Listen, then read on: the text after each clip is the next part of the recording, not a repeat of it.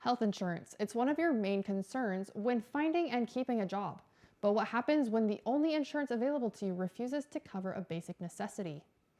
That's the cause for thousands of church and BYU employees as well as students. And Universe Live reporter Amy Griffin is here to tell us all about it. For employees of the Church of Jesus Christ of Latter-day Saints, Brigham Young University employees, and BYU students on the student health care plan, there's a big gaping hole in their otherwise adequate health insurance, and that's birth control. Now, dozens of women are speaking out about their experience failing to receive basic women's health care. Take a look. Deseret Mutual Benefit Administrators, or DMBA for short, is the church-owned insurance agency which provides health insurance for the more than 16,000 church employees, as well as all students on the university healthcare plan. Despite receiving generally favorable reviews on the majority of its coverage, the omission of birth control strikes a nerve with many.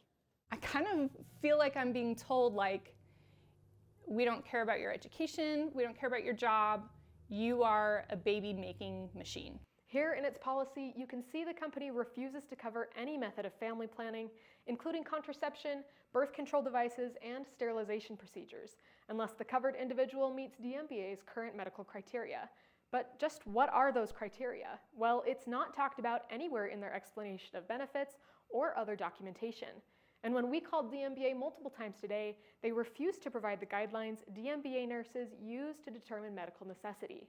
Based on the stories of dozens of women recorded by the Instagram account at DMBA Stories, it seems there are no qualifying medical exemptions. Having conditions such as endometriosis, repeated ectopic pregnancies and miscarriages, severe postpartum depression, or even being told by a doctor that a future pregnancy would result in death are not good enough reasons to be approved by DMBA.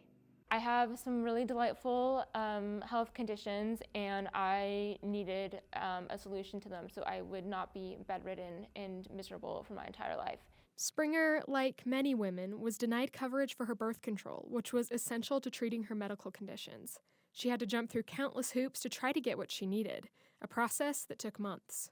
It's hard to feel like you matter and that like your voice and your decisions matter when there are people making decisions for you about your own body. Many women, upon realizing they can't get essential care, turn to a source often vilified by conservative church members. Planned Parenthood. On Planned Parenthood. Planned Parenthood. Sydney Mahotzi worked for the church humanitarian department until recently and has considerable experience with reproductive health care for women worldwide. Overwhelmingly, when women have universal access to birth control, everything improves. They are better educated. They have a longer lifespan. For Mahotzi, the problem is glaringly obvious. Within church employment, we don't see a lot of women in leadership roles. And that means the people with control over these healthcare policies aren't women and may not give as much weight to women-specific issues. But when concerned women within the church employment ranks bring the issue up, they're often written off as being too critical of a divine institution. I've been told that, I've been painting the wrong picture of the church, that, if I keep publicizing this, they're not going to be able to recruit and retain women. And so I've kind of been made to feel like the villain. Mahotzi says it doesn't make sense when put in the perspective of issues the church really cares about, like abortion. If we want to be pro-life, we have to support universal access to birth control. That's really how you're going to prevent unwanted pregnancies. The Affordable Care Act, popularly known as Obamacare, requires health insurance providers to pay for contraceptives. So why is DMBA allowed to refuse to pay? The answer comes at least in part due to a 2014 Supreme Court case, Burwell v. Hobby Lobby, where the court ruled that employers are not required to cover birth control if it interferes with the company's religious values under the Religious Freedom Restoration Act. In the case, Hobby Lobby and other employers felt that several required contraceptives were effectively facilitating abortion. The court allowed Hobby Lobby and other similar employers to grandfather in their old medical plans, while regular secular employers still had to cover family planning options.